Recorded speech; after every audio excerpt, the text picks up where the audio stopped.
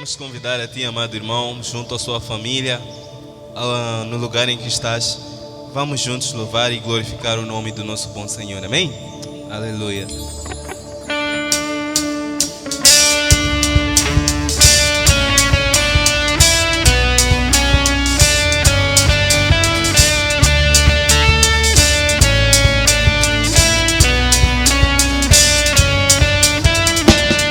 Emmanuel, Messias, eterno Rei, glorioso Deus, Consolador das nações, Senhor dos exércitos. Emmanuel, Messias, eterno Rei, glorioso Deus, Consolador das nações, Senhor dos exércitos.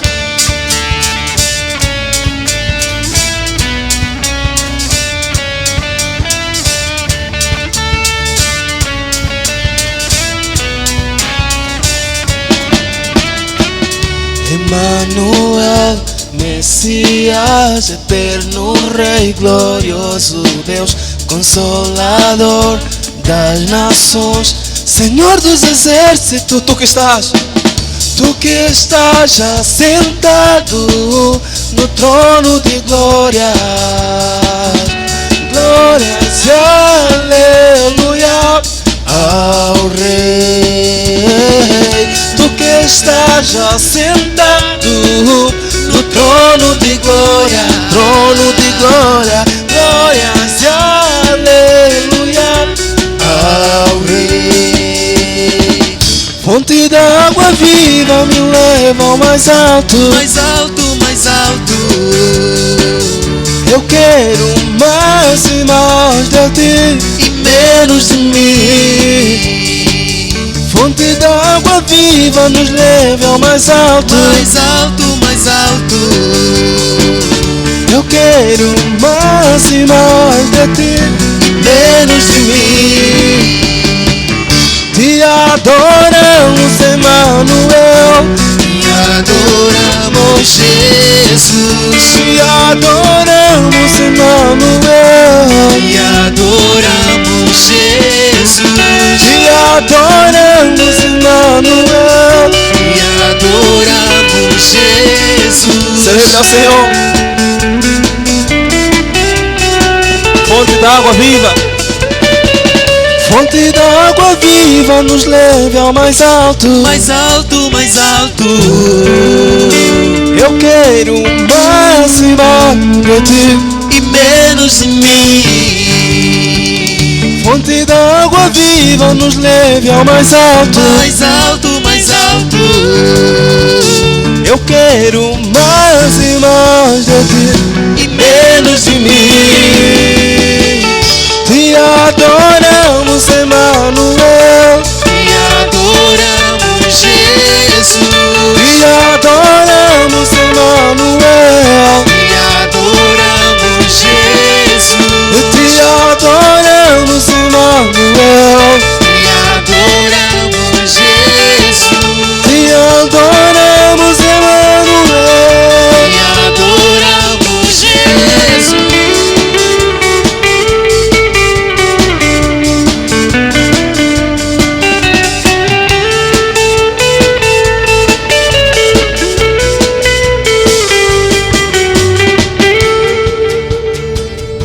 Celebramos, adoramos, te adoramos, Emmanuel, te adoramos, Jesus. te adoramos, Rei da glória, te adoramos, Jesus. te adoramos, Senhor, te adoramos, Jesus. te adoramos, Jesus, te adoramos, Jesus.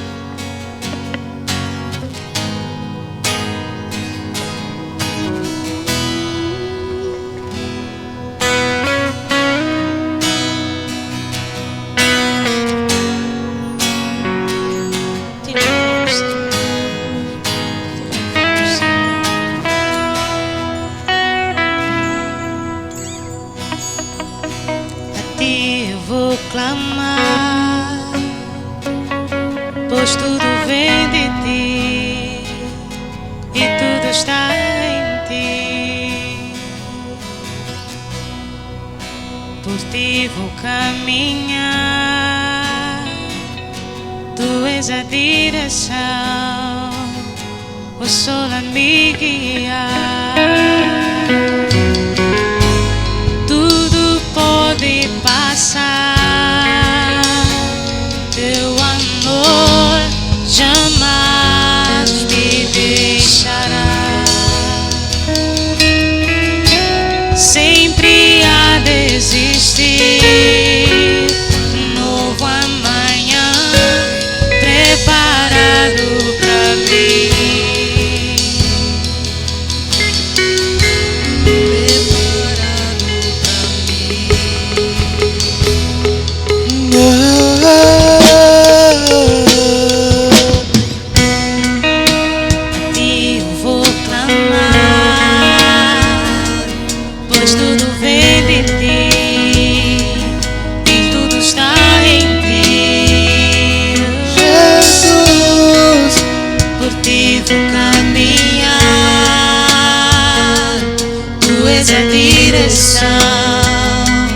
O sol a me guiar.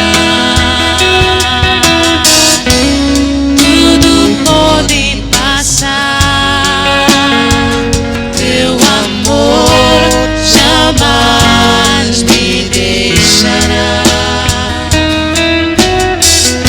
Sempre há de existir um novo amanhã preparado pra mim,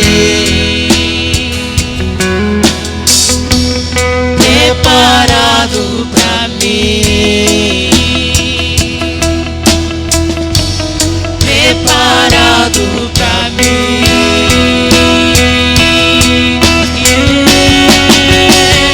Eu me rendo aos teus pés, és tudo que eu preciso pra viver. Eu me lanço aos teus braços, onde encontro meu refúgio. Eu me rendo aos teus pés, és tudo que eu preciso pra viver.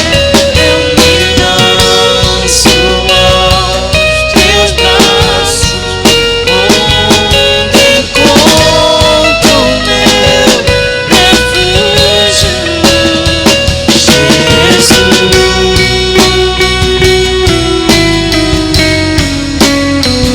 eis-me aqui.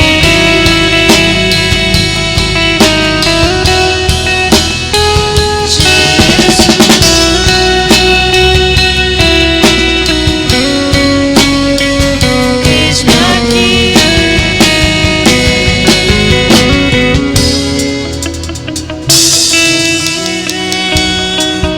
Aos teus pés, és tudo que eu preciso pra viver.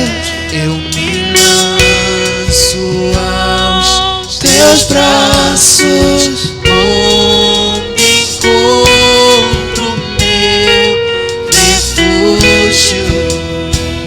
Eu me rendo aos teus pés, és tudo que eu preciso pra viver.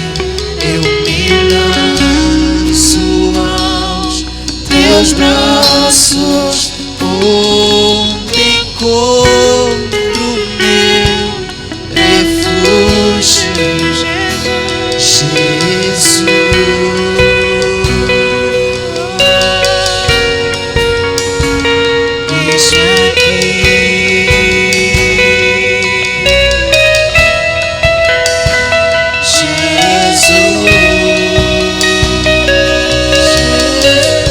Jesus, eis-me aqui.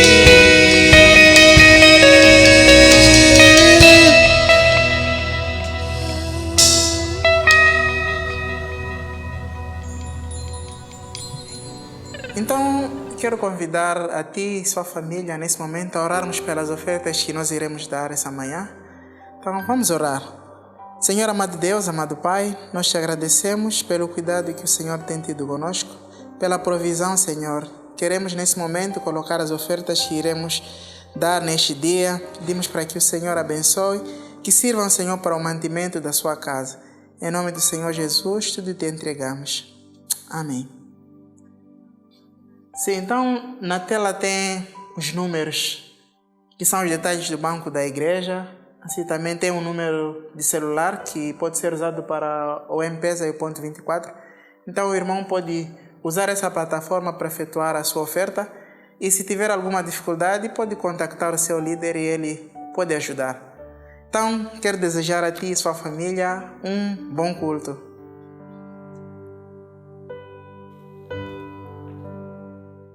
Bom dia, igreja.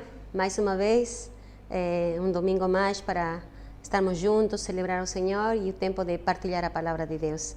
Quero dizer também obrigado ao nosso Senhor pela bênção e a honra de poder ser um meio de transmitir a palavra de Deus. Bom, as semanas passadas nós viemos refletindo em alguns pontos muito importantes, muito essenciais na nossa vida. Lembro-me, há 2 semanas falamos sobre qual era o mandamento mais importante e qual era o segundo semelhante, né? Então lembramos que o primeiro era amar a Deus com todo o nosso coração, nossa mente, nossas forças, nossa alma, e o segundo semelhante é amar o seu próximo como a si mesmo. A semana passada falamos sobre o temor de Deus, que é importante na nossa vida que a gente tema o Senhor, respeite, honre ao Senhor. E entendemos também como é que o temor e o medo eram coisas diferentes, né? Então, hoje estamos aqui para partilhar um novo tema e acreditamos também que este tema é relevante para este tempo, e o tema é o quebrantamento. Então, que significa quebrantamento? ¿Por qué es necesario falar do quebrantamento? Vamos a refletir en este día cuánto importante en las nuestras vidas. Y siendo así, nuestro texto base está en Nehemías, capítulo 9, versículos de 1 ao 15. Voy a dar leitura. Então, dice así a palavra do Senhor. No 24º dia do mês, os israelitas se reuniram, jejuaram, vestiram pano de saco e puseram terra sobre a cabeça. Os que eram de ascendência israelita tinham-se separado de todos os estrangeiros, levantaram-se nos seus lugares, confessaram os seus pecados e a maldade dos seus antepassados. Ficaram onde estavam e leram o livro da lei do Senhor, do seu Deus, durante 3 horas, e passaram outras 3 horas confessando os seus pecados e adorando o Senhor, o seu Deus. Em pé na plataforma estavam os levitas, Jeshua, Bani, Cadmiel, Setanias, Buni, Serebias, Dani, Bani e Kenani, que em alta voz clamavam ao Senhor, o seu Deus. E os levitas, Jeshua, Cadmiel, Bani, Hasabneias, Serebias, Odias, Sebanias e Petatias, conclamavam o povo, dizendo: Levantem-se e louvem o Senhor, o seu Deus, que vive para todo sempre. Bendito seja o teu nome glorioso. A tua grandeza está acima de toda expressão de louvor. Só tu és o Senhor. Fizeste os céus e os mais altos céus e tudo o que neles há, a terra e tudo o que nela existe, os mares e tudo o que neles existe. Tu deste vida a todos os seres e os exércitos dos céus te adoram. Tu és o Senhor, o Deus que escolheu Abraão, trouxe-o de Ur dos Caldeus e deu-lhe o nome de Abraão. Viste que o coração dele era fiel e fizeste com ele uma aliança, prometendo dar aos seus descendentes a terra dos cananeus, dos hititas, dos amorreus, dos ferezeus, dos jebuseus e dos girgaseus. E cumpriste a tua promessa, porque tu és justo. Viste o sofrimento dos nossos antepassados no Egito e ouviste o clamor deles no Mar Vermelho. Fizeste sinais e maravilhas contra o faraó e todos os seus oficiais e contra todo o povo da sua terra, pois sabias com quanta arrogância os egípcios os tratavam. Alcançaste renome que permanece até hoje. Dividiste o mar diante deles para que o atravessassem a seco. Mas lançaste os seus perseguidores nas profundezas, como uma pedra em águas agitadas. Tu os conduziste de dia com uma nuvem e de noite com uma coluna de fogo, para iluminar o caminho que tinham que percorrer. Tu desceste ao monte Sinai, dos céus lhes falaste, deste-lhes ordenanças justas, leis verdadeiras, decretos e mandamentos excelentes. Fizeste que conhecessem o teu sábado santo e lhes deste ordens, decretos e leis por meio de Moisés teu servo. Na fome deste-lhes pão do céu, e na sede tiraste para eles água da rocha. Mandaste-os entrar e tomar posse da terra que sob juramento tinhas prometido dar-lhes. Vamos orar? Vamos deixar nosso Senhor falar conosco. Pai, em nome do seu Filho Jesus, nós queremos agradecer mais uma vez por estarmos perante tua presença, refletindo na tua palavra. Oramos, Senhor, fala conosco, traga esse entendimento que é preciso, Senhor, nas nossas vidas, para pôr em prática aquilo que estamos ouvindo. Por favor, Senhor, tire toda a barreira do nosso entendimento. Em nome do seu Filho Jesus. Amém. Então, estamos aqui perante este tema, que é o quebrantamento, e estamos dando leitura àquilo que a Bíblia nos mostra sobre o povo de Israel. Vemos um sinal aqui, uma atitude deste povo, um povo que se reuniu, estava congregado, algo tinha se passado. E o primeiro que nós observamos é uma atitude de humilhação, né? Mas antes de nós entrarmos aqui, referir de que o povo de Israel, para chegar a este ponto, ele já tinha tido encontros prévios. Lembramos que Neemias foi aquele homem que foi usado para reconstruir os muros de Jerusalém. Lembremos que o povo de Israel estava em humilhação, estava em destruição, tinha sido conquistado por muitos reinos, e para este tempo, então, Neemias foi um dos instrumentos da reconstrução dos muros e Esdras foi um instrumento para a reconstrução do templo. Então, depois desse processo de reconstrução, todo o povo tinha se reunido. Quando vocês lerem o capítulo 8 de Neemias, han de ver que o povo pediu ouvir as Escrituras. E ali foram expostos. O capítulo 8 está mostrando como eles foram escutando as Escrituras. Houve uma atitude neles, desejo de conhecer que era aquilo que Deus disse, porque até esse então este povo estava a desconhecer. Todo aquilo que tinham passado era produto de sua vida longe do Senhor. Então, chegamos ao ponto 9 e vemos uma atitude. A atitude que nós observamos é uma atitude de quebrantamento. Quebranto. O que quer dizer quebranto? Nós podemos pensar que quebranto é essa atitude de esse coração partido, quebrado, perante o nosso Senhor. Então, mas qual é a definição? Eu tenho aqui algumas definições. E diz quebrantamento, coração ou espírito quebrantado, compungido, contrito. Estado de sensibilidade espiritual, arrependimento das culpas ou pecados, autoesvaziamento, entrega e submissão a Deus. Sentimento de vergonha e profunda tristeza.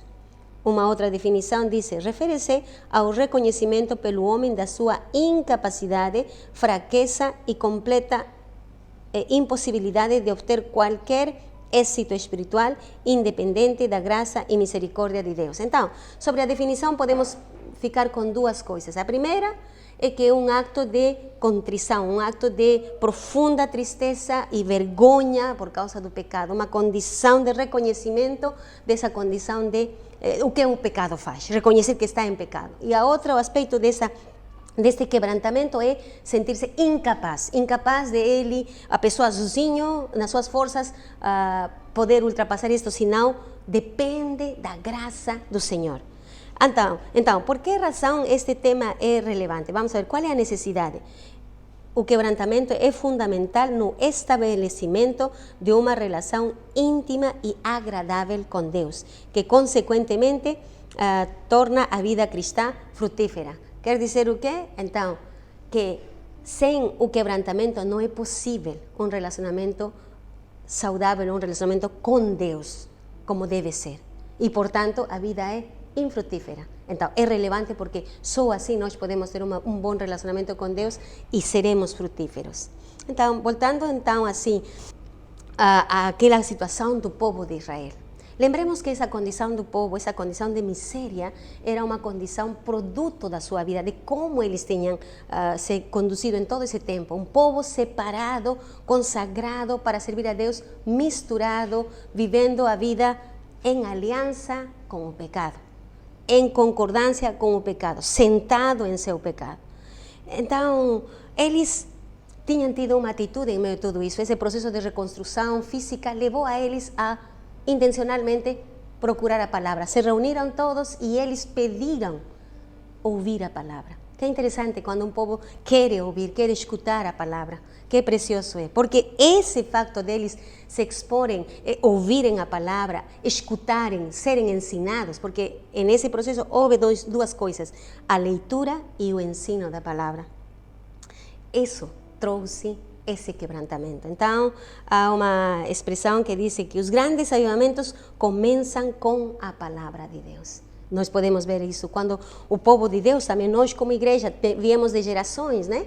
Então, nas gerações passadas, nós vimos como é que esse quebrantamento veio primeiro para depois o avivamento fazer parte da vida da igreja. Então, nós precisamos aqui, para entender melhor o que o quebrantamento significa, fazer essa caminhada à luz da palavra neste texto que acabamos de dar leitura, para entender como nós podemos entrar nesse processo. Se é que o quebrantamento é essa chave para esse relacionamento com Deus ser saudável e a vida frutífera ir, então eu preciso saber como é que eu posso, então, na verdade, eu posso ver minha vida. Será que minha vida é uma vida quebrantada perante o Senhor? Como está essa minha condição perante Deus em respeito ao pecado, né? Então, há alguns pontos que vamos a ver. Primeiro, o que é o quebrantamento em si. Logo, vamos a ver o quebrantamento que não somente como um único acto, mas como um processo. Havemos de ver o fruto do quebrantamento e, finalmente, os benefícios do quebrantamento. Então, começando com o ponto 1, o quebrantamento. Sabendo que o quebrantamento é esse acto profundo, de profunda tristeza e de essa humilhação, desse sentimento de vergonha, não é? Que conduz ao arrependimento. Então, vamos a ver por que processo passa o quebrantamento. Primeiro, ponto 1. Passa pela contrição diante de Deus. Então, no versículo 1, nós estamos a ver algo. Diz, no 25º dia do mês, os israelitas se reuniram, jejuaram, vestiram pano de saco e puseram terra sobre a cabeça. Então, vemos aqui algumas atitudes deste povo. Este povo já tinha sido exposto à palavra do Senhor. Então, aquele dia que se reuniram, eles jejuaram. Jejuaram, se vestiram de pano de saco, diz, se colocaram terra na cabeça. Esses eram simbolismos que estavam a mostrar essa condição de contrição, essa condição de humilhação, essa condição de sentir, de ver que, na verdade, eles eram responsáveis pela condição que estavam a viver, estavam envergonhados. Leram a palavra, observaram sua vida e viram mesmo que sua vida estava em uma condição não adequada perante Deus. Era uma vergonha, vamos dizer. Diz, o povo é tomado por uma profunda convicção de pecado. O povo reconheceu o seu pecado. Eles estavam ali perante Deus em uma atitude de jejum. Observaram que seu pecado tinha trazido toda aquela situação. Observaram que estavam distantes de Deus. Então, uma pergunta, eles estavam jejuando por essa condição, por não aceitar já viver naquilo. Quando você jejuou neste tempo por algo que você sabe não é correto, uma prática, um pecado, e você jejuou a dizer, Senhor, eu não quero mais isto. Senhor, eu quero ultrapassar nisso. Senhor, eu estou a mentir, ou estou a enganar, ou estou a viver uma vida não agradável a Ti, não estou sendo honesto. Quando?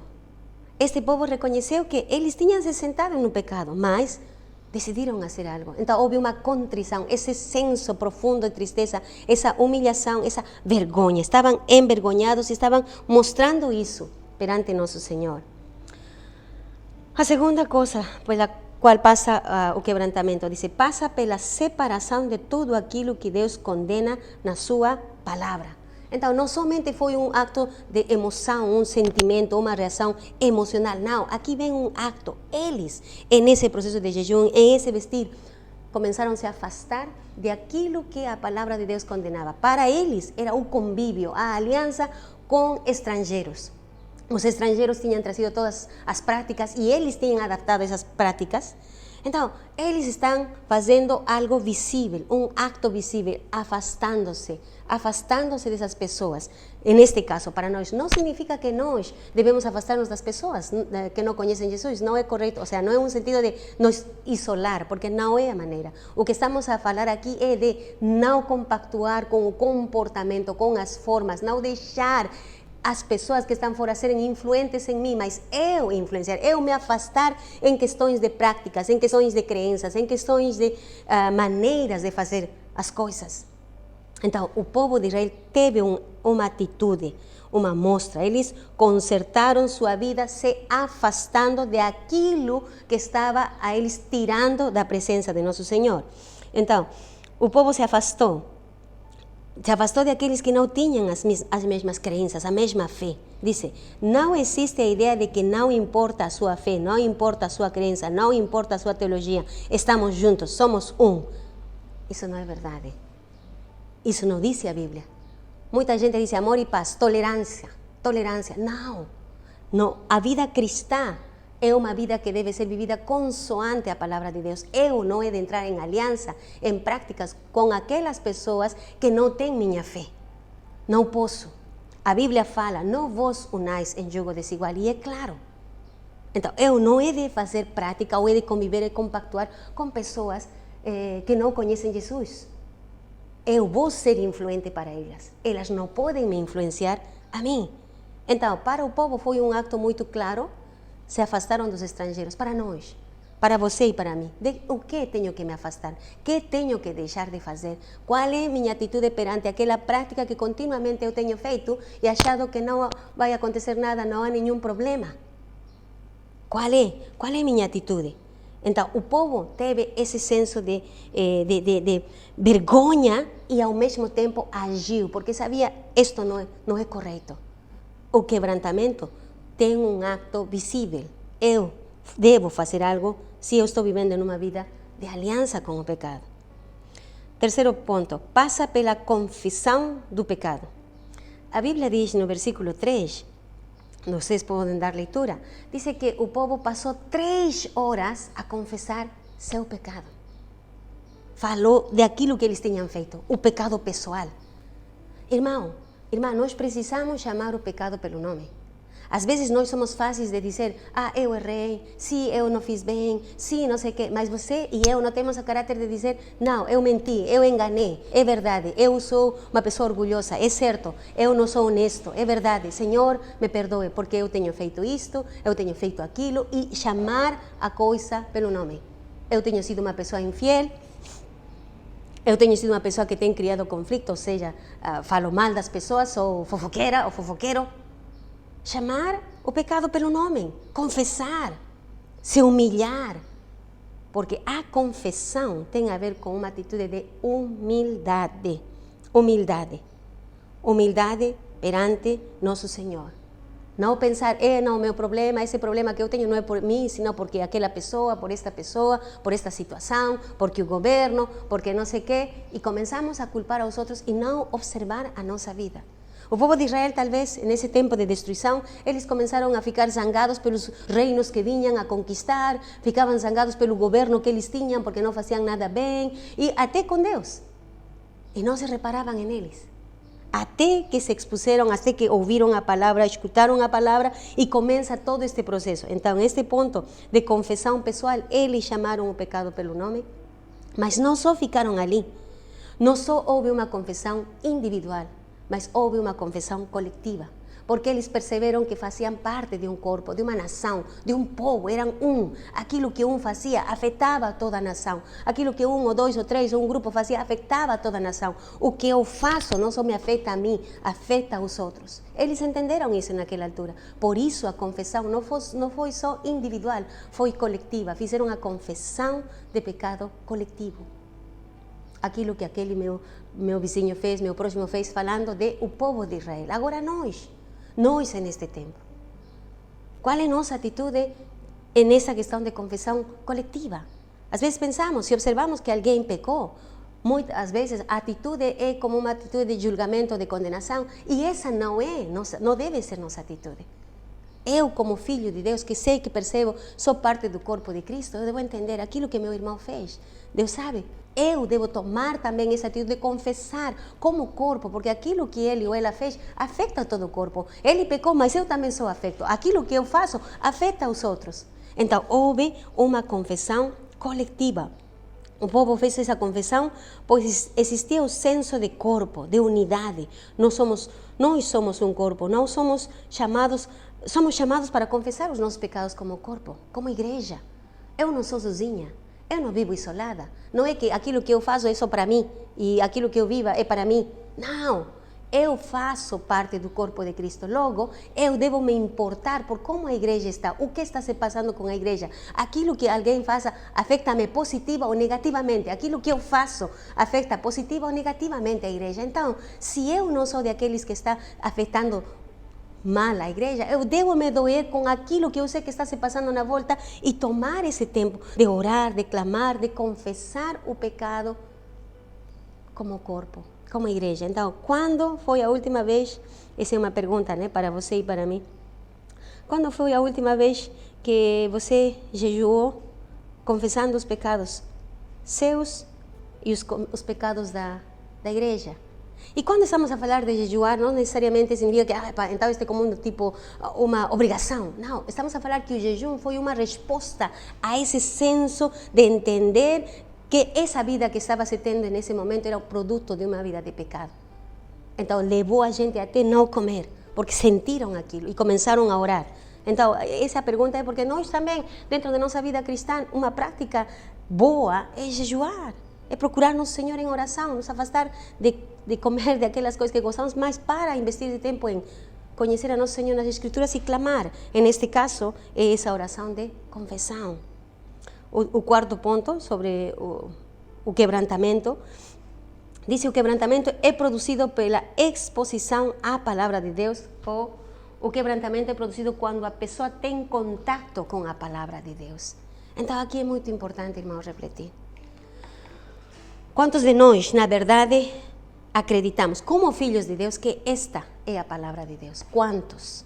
Quantos já aceitamos que esta não necessariamente é a palavra de Deus? Quantos estamos acreditando aquilo que a sociedade diz e dizem que isto foi escrito por homens? Irmãos, o autor é Deus. É verdade, homens foram instrumentos para escrever este livro, mas o autor é Deus. O dono disto é Deus. Então, alguns de nós, tendo a palavra, não temos tido essa atitude de procurar a Deus na sua palavra. Sendo que a palavra traz esse quebrantamento. O conhecer as Escrituras traz esse quebrantamento. Lembrem, o povo de Israel não tinha acesso à palavra naquela altura, como nós temos hoje. Mas esse povo disse, queremos escutar a palavra. E os sacerdotes, os levitas, expuseram a palavra. Tantas horas, irmãos, lendo. Vocês han de ver quanto tempo. E eles começaram a entender as Escrituras. Hoje nós temos as plataformas de ouvir a palavra de Deus. Célula não é algo que é um programa. Célula é um espaço onde eu estudo a palavra, onde eu escuto e reflito a palavra. Culto não é um programa. Culto é um espaço onde também eu sou exposto à palavra. Discipulado não é algo que eu posso escolher e deixar e fazer quando eu quero. É uma necessidade no meu crescimento espiritual. Então, somente haverá quebrantamento, esse entender que essa vida que eu estou a levar não é correta, porque eu já fiz aliança com o pecado, já me envolvi no pecado, porque segundo eu, esta palavra não é de Deus completamente, então eu já estou com essa atitude de escolher o que obedeço, o que eu não obedeço. A gente está pensando que o estándar de nosso Deus diminuiu para esse tempo. Infelizmente, a igreja de Deus pensa isso. Que o estándar de Deus diminuiu, que a exigência de Deus de antes não é a mesma de hoje. Que o tratamento do pecado que Deus deu no passado não é a mesma hoje. Que o Senhor vai nos aceitar. E por isso eu me sentei no meu pecado.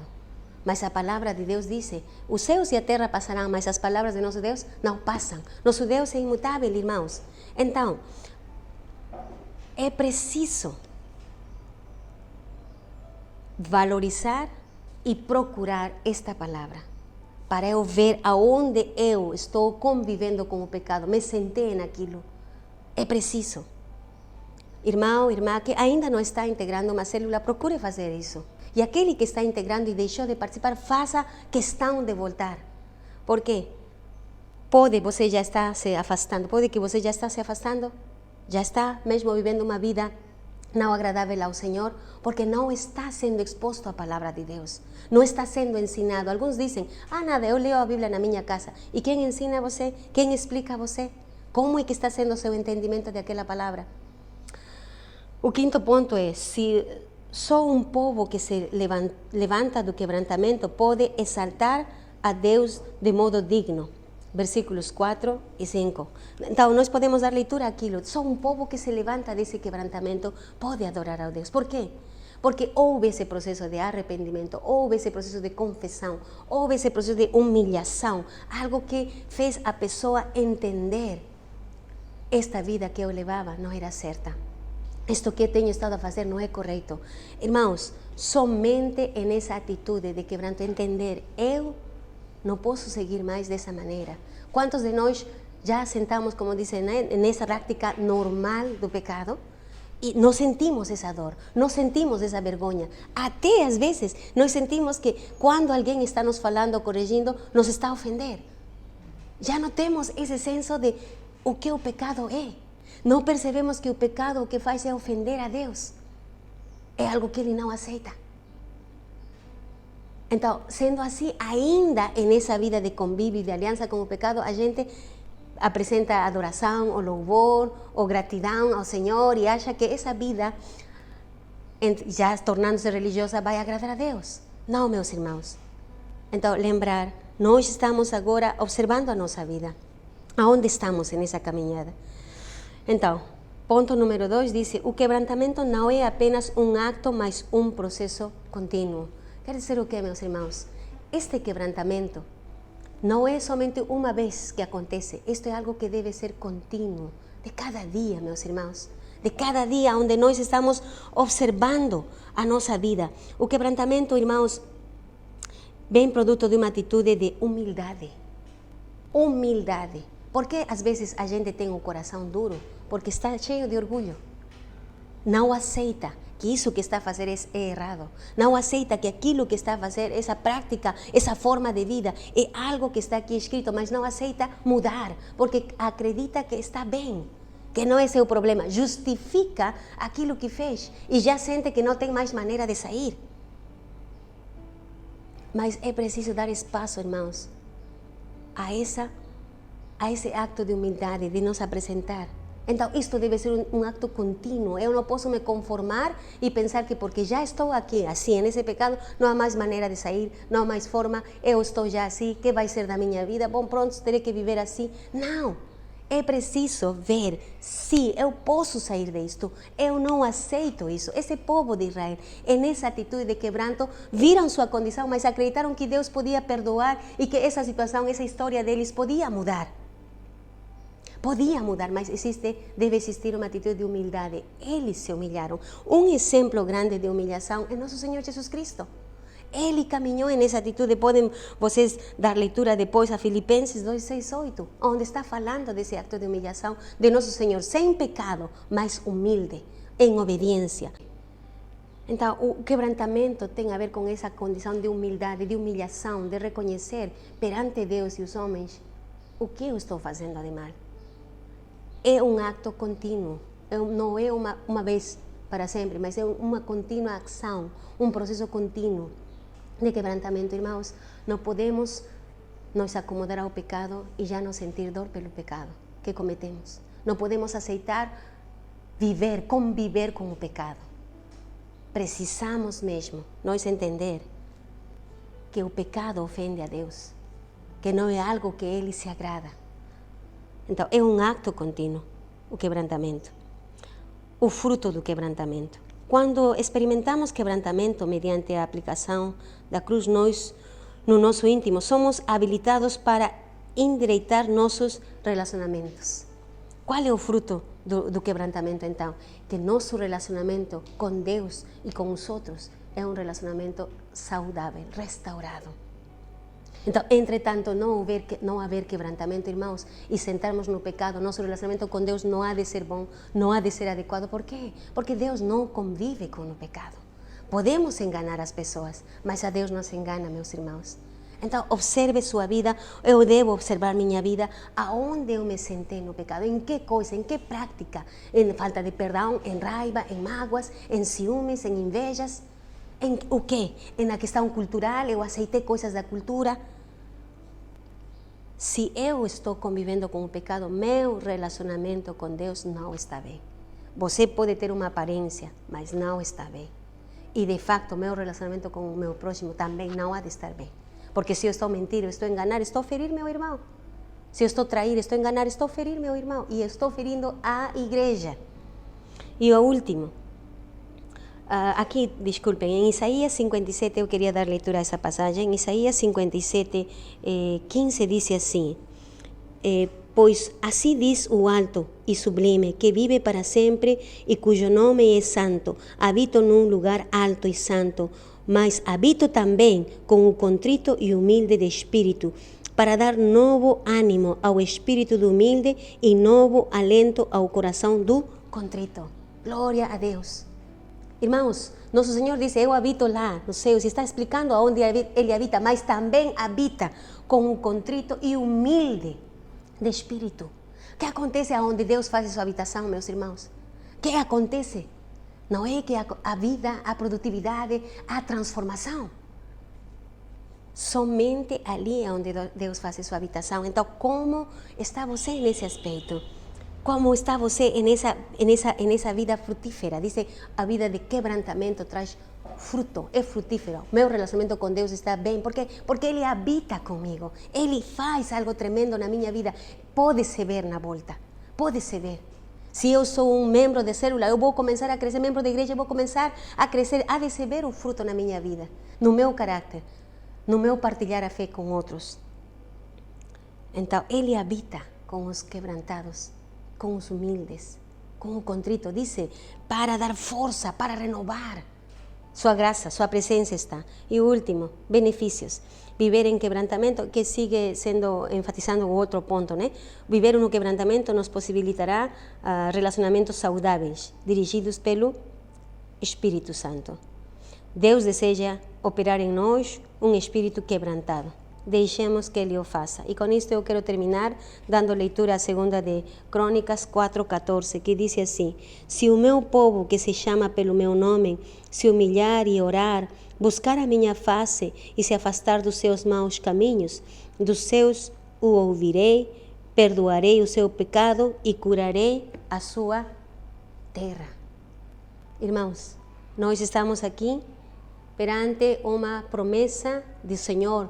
Sim, eu deixo de estar em aliança com o pecado, me afasto, confesso meus pecados, me arrependo, disse o Senhor, perdoarei e curarei sua terra, aonde você esteja, na condição que você se encontra.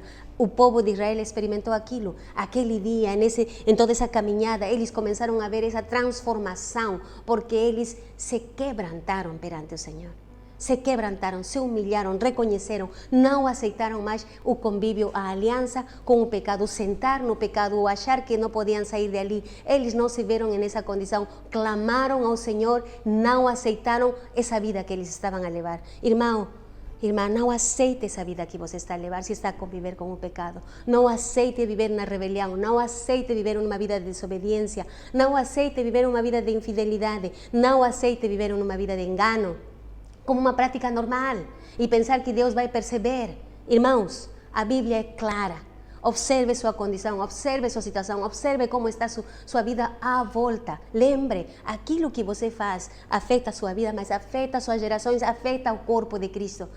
Irmão, mas ao mesmo tempo, se seu relacionamento com Deus está bem e se conserta, quanta coisa maravilhosa Deus não pode fazer. Quebrantamento. Deixe de estar a conviver com o pecado, irmão. Este é o momento para nós refletirmos, orarmos. Acredito que você terá mais tempo de refletir, mas vamos orar um momento aqui, pedindo a nosso Deus que nos ajude. Nós precisamos mesmo dele. Amém. Vamos orar. Pai, em nome do seu Filho Jesus, queremos agradecer pela tua palavra. Senhor Deus, queremos suplicar a ti, Deus, nos ajude. Nos perdoe, Senhor, mais uma vez por não considerar tua palavra como aquela que vem de ti, Senhor. Por pensar, Senhor, que o pecado é algo com o qual nós podemos conviver e o Senhor não vai se importar. Nos perdoe por isso, Senhor. Deus, o quebrantamento, Senhor, vem desentender a tua palavra, Pai. Oro por esse entendimento da tua palavra, para que cada um de nós, Senhor, possamos ter essa atitude de humildade, de reconhecimento da nossa condição perante ti e esse clamor pela tua ajuda, para sairmos daquilo e ultrapassarmos, Senhor, toda vida, Senhor, que não agrada a ti, vencermos e trazer honra e louvor a teu nome, Senhor. Queremos que tu faças habitação conosco cada dia, Pai. Senhor, nos ajude. Em nome do seu Filho Jesus. Amém. Amém. Deus abençoe vocês.